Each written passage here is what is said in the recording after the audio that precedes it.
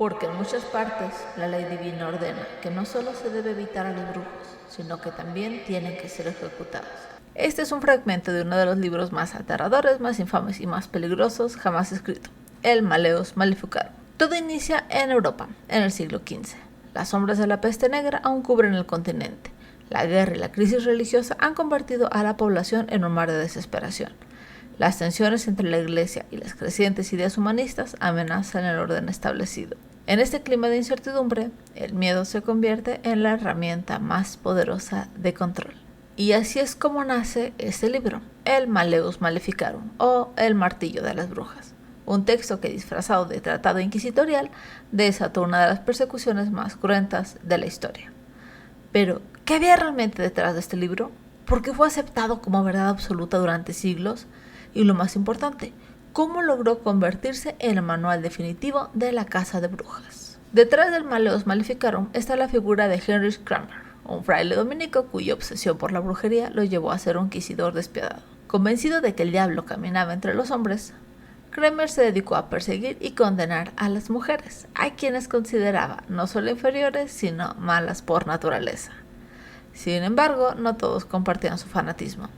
En 1485 intentó procesar a varias mujeres por brujería en Innsbruck, Austria, pero fue rechazado por las autoridades eclesiásticas locales, quienes lo acusaron de estar motivado más por su propio delirio que por pruebas reales. Furioso por la falta de apoyo, Kramer decidió escribir un libro que justificara su visión del mundo y que le diera validez teológica a sus persecuciones. El resultado fue el Malleus Maleficarum, publicado en 1487. Un libro que, disfrazado de manual inquisitorial, no solo promovía la creencia en las brujas, sino que además enseñaba cómo identificar, juzgar y castigar a las supuestas brujas. El Malleus Maleficarum está estructurado a manera de sucesivas preguntas y afirmaciones que le dan orden y una aparente coherencia a la obra, y está dividido en 3 partes principales. La primera nos habla de la brujería y su conexión con el diablo. En este apartado, Kramer argumentaba que la brujería era real e incuestionable, y curiosamente insistía en que las mujeres eran más propensas a caer en la brujería debido a su supuesta debilidad moral y mental.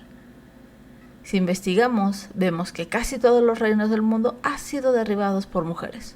Troya, que era un reino próspero, fue destruido por la violación de una mujer, Helena, y muertos muchos miles de griegos. El reino de los judíos sufrió grandes desdichas y destrucción a causa de la maldita Jezabel, y su hija, Atalia, reina de Judea, quien hizo que los hijos de su hijo fuesen muertos para que a la muerte de ellos pudiese llegar a reinar. Pero cada una de ellas fue muerta. La segunda parte nos hablaba de cómo identificar a una bruja, y esta sección se detallaba con los supuestos signos que delataban a una bruja, desde comportamientos sospechosos hasta marcas en la piel. Además se habla de cómo hay niños que han sido suplantados por hijos de demonios, o explica que hay hombres a los que se les ha engañado o se les ha hecho pensar que les robaron el pene. En lo que ya se ha escrito se ha demostrado con suficiente claridad los remedios que están disponibles para el alivio de aquellos que están engañados por el espejismo y piensan que han perdido su miembro viril o que han sido metamorfoseados en animales. Y la tercera parte, cómo juzgar y castigar a las brujas. Esta parte describía los procedimientos sugeridos para llevar a cabo los juicios, los cuales estaban diseñados para que la acusada no tuviera gran escapatoria. Y por eso es que la mayoría de los veredictos terminaban en la hoguera. Pero si el acusado, después de un año u otro periodo más largo que se haya considerado suficiente, continúa manteniendo sus negaciones y los testigos legítimos se atienen a su testimonio, el obispo y los jueces se preparan para abandonarlos al tribunal secular, enviándole a ciertos hombres honrados y celosos de la fe, especialmente religiosos, para que le digan que no puede escapar de la muerte temporal, mientras persista en su negación, sino que será entregado como hereje impenitente al poder de la corte secular. Es decir, la iglesia ya no podía hacer nada más por tu pobre alma, así que te mandaba a ser enjuiciado como criminal, no solo por hacer pactos con el diablo, sino por causar males a tus vecinos, y en estos tiempos muchos crímenes terminaban en pena de muerte. El cómo ya depende de la región. En Alemania se utilizaba la hoguera, en América la horca. Los juicios de brujería se volvieron famosos porque haga lo que haga la acusada, es bruja. Si se hunde, bruja. Si nada, bruja. Si repite un texto religioso al pie de la letra, bruja, y pasó porque Satanás la ayudó. Si duda y lo repite mal, es que Dios la condena y es bruja. Muchos de estos métodos de tortura y confesión ni siquiera están escritos en el libro. Fueron obra de los acusadores, de los jueces y de los verdugos que preferían matar a un inocente que dejar a una bruja libre. Esto solo es posible cuando se cree que el fin justifica los medios. Y como no hay nada más importante que salvar a las almas y castigar a los pecadores, pues que mueran todos los que tengan que morir. Y si nos equivocamos, no pasa nada. Ya Dios se apiadará de su alma y tendrá un descanso eterno. El Malleus Maleficarum se difundió rápidamente por toda Europa y América. Gracias a la imprenta, se convirtió en uno de los primeros libros con más publicaciones y reimpresiones. Así es como se convirtió en el manual de referencia para inquisidores, jueces y fanáticos religiosos. Gracias a él, miles de personas, en su mayoría mujeres, fueron acusadas de brujería, torturadas y condenadas a muerte, que era una expiación aceptable para el delito de ser bruja o mujer, que era prácticamente lo mismo. La caza de brujas en Alemania fue una de las más feroces de Europa, alcanzando su punto máximo en los siglos XVI y XVII. En un contexto de guerra y crisis, miles fueron acusados y ejecutados. Las regiones más afectadas fueron Würzburg, Bamberg y el Wagen. A diferencia de la Inquisición, los tribunales seculares dirigieron las persecuciones, sin freno ni control. Se estima que entre 20.000 y 30.000 mujeres murieron en el Sacro Imperio Romano Germánico. Muchas de ellas mujeres, aunque también hubo hombres y niños entre las víctimas. Este oscuro episodio dejó una huella de horror y opresión, un recordatorio de cómo el miedo y la intolerancia pueden convertirse en armas de destrucción.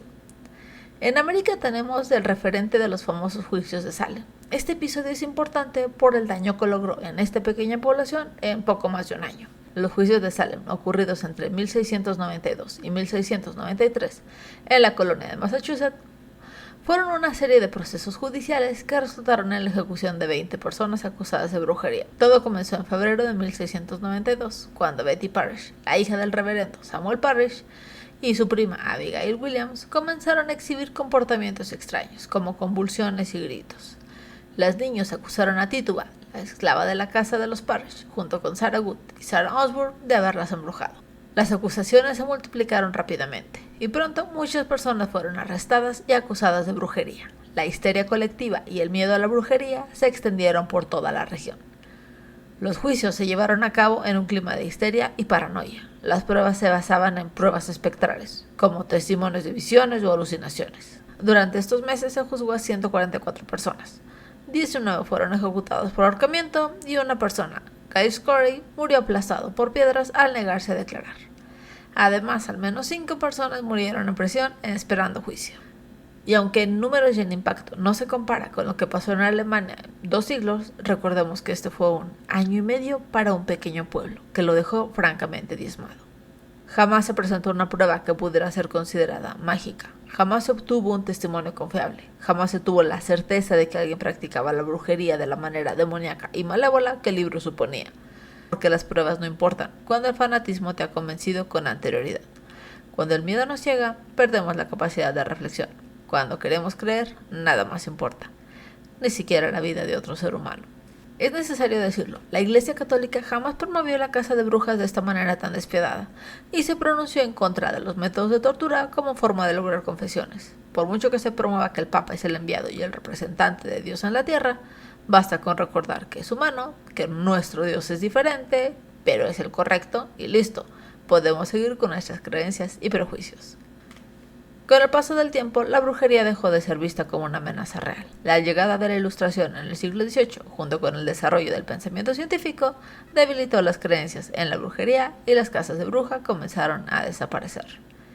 En 1689, el filósofo John Locke argumentó que la persecución de las brujas era irracional, y en 1736 Inglaterra derogó sus últimas leyes contra la brujería. Poco a poco, el Malleus Maleficarum perdió su poder. Tardamos 3 siglos en entender que las brujas no existen, y otros tantos más en dejar de ver a las mujeres como la fuente de todo mal por ser débiles, lujuriosas e inferiores. Hoy, este libro es un testimonio de cómo el miedo, el machismo y la superstición pueden llevar a sociedades enteras a cometer actos atroces. El Malleus Maleficarum no solo fue un reflejo de la ignorancia y el fanatismo de su época, sino que también una advertencia sobre los peligros de la manipulación ideológica. Su impacto aún se siente hoy en día en la forma en que las sociedades lidian con el miedo y la desinformación. La historia nos ha enseñado que el verdadero enemigo no eran las brujas, sino aquellos que con pensamientos irracionales como este, convirtieron el miedo en un arma mortal. Los libros, las ideas y el conocimiento no son malos, siempre y cuando acostumbramos tener un pensamiento crítico, una capacidad de dudar y un contexto que no se vea empañado por el miedo y el fanatismo. Si este libro hubiera salido hoy en día, sería un meme más en internet. El autor catalogado de incel y alguna feminista hubiera lanzado un libro parodia, pero acusando a los hombres de ser demonios pervertidos y ya.